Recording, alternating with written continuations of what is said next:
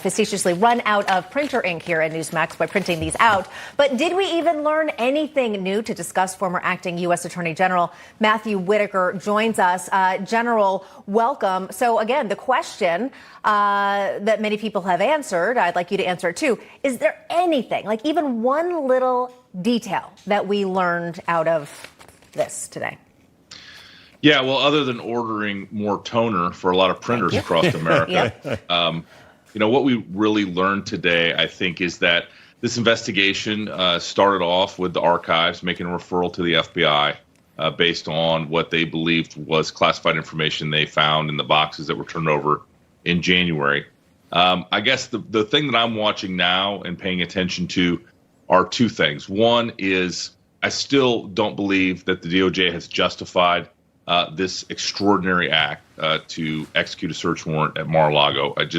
There are so many other ways they could have handled this other than, and it's not explained or it's blacked out as to why they felt they had to go in there on August 8th and execute a search warrant. The second thing that I think is going to be actually the reason this case doesn't proceed and that ultimately, President Trump doesn't get charged, in addition to the fact that he has done nothing wrong, is the fact that it's pretty clear based on my research that President Trump could have and most likely did declassify these documents that were at Mar-a-Lago before they ever were transferred from the White House. So I think for those reasons and for several others, this case is probably we're not going to hear much about it. Yeah. DOJ purposefully did this to make this an issue heading into the fall of 2022, but ultimately this case is not going to turn into anything other than a search warrant that was executed at Mar-a-Lago. Yeah, we've got about half a minute. Let me ask you this.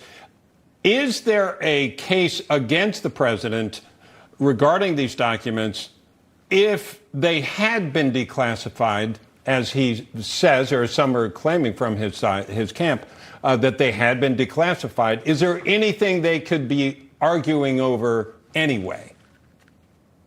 No, the real argument, if reading what is not redacted, the real argument was always about kind of both who owned these documents and who possessed them.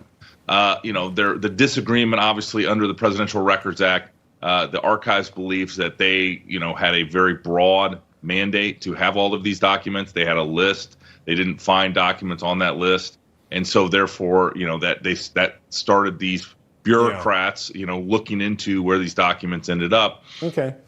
But, simply put, they just don't have a case to make here from a criminal law standpoint because, first of all, the Presidential Record Act isn't a criminal statute. And second of all, the president, obviously, they had his passports and so many other things that he lawfully possessed.